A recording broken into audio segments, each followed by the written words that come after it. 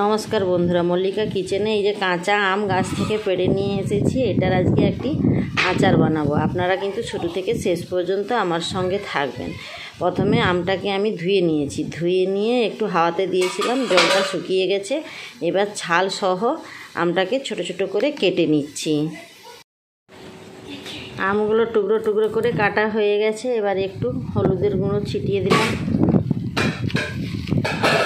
আর পরিমাণ মতো লবণ দিয়ে দিলাম। এবার হাত দিয়ে মেখে আমি রোদ্রুতে দিয়ে দিচ্ছি। আমগুলো এভাবে রোদ্রুতে দিয়েছিলাম, এরকম হালকা হালকা করে শুকনো হয়ে গেছে।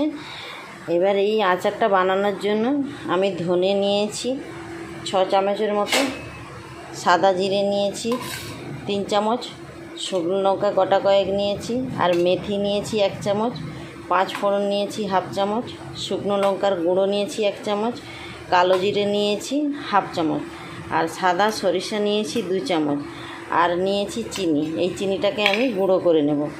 আর নিয়েছি সরিষার তেল। এবার কড়া বসিয়ে দিয়েছি। কড়াই এবার ওই মশলাগুলোকে একটু গরম করে নিচ্ছি। প্রথমে শুকনো লঙ্কা দিয়ে দিলাম, দিয়ে একটু ভালো করে নেড়ে নিচ্ছি। লঙ্কাগুলো ভালো করে নাড়া হয়ে গেছে, এবার আমি নামিয়ে নিচ্ছি। এবার ধনেগুলো দিয়ে দিচ্ছি। ধনেগুলো একটু ভালো করে নেড়ে নেব। ধনের সঙ্গে জিরে দিয়ে দিলাম, দিয়ে একটু ভালো করে নেড়ে নিচ্ছি। ধনে আর জিরাটা ভালো করে কিন্তু নাড়া হয়ে গেছে।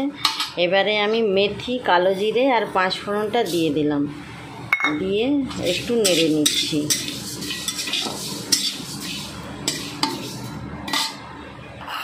এবার নামানোর আগে এই যে সাদা সরিষাটা দিয়ে দিলাম। সরিষাটা কিন্তু বেশি নাড়বো না, শুধু গরম কড়াতে একবার ঘুরিয়ে নিলাম সব মশলার সঙ্গে, দিয়ে গ্যাসটা অফ করে দিলাম।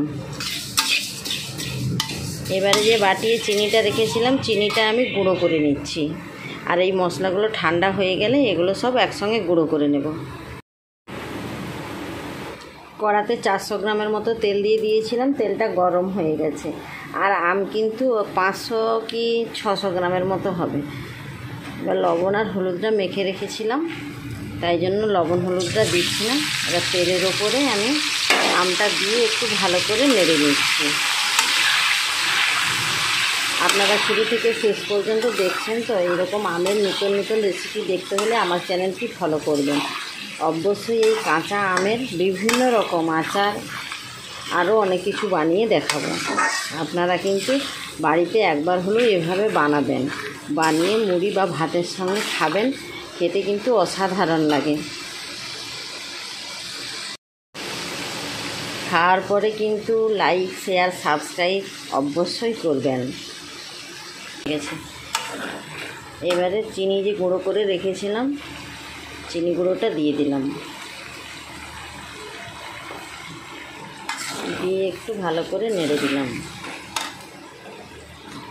আর 4টে শুকনো লঙ্কা গোটা দিয়ে দিলাম।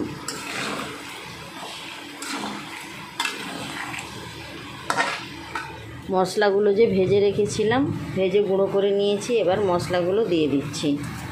এতে একটু আধো আধো বাটা হবে। এই মশলা দেওয়াটা ঠিক, পরিমাণ মতো দেওয়াটা ঠিক হবে।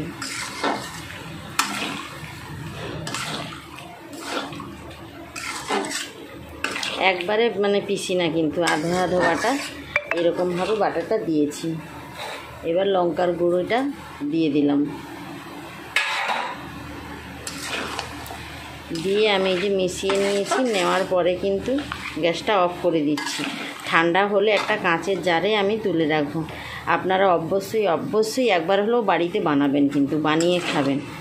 খুব সুন্দর সেন্ট উঠেছে একটা। আমার কিন্তু আখের আচারটা বানানো হয়ে গেছে। আজকের মতো তাহলে টাটা।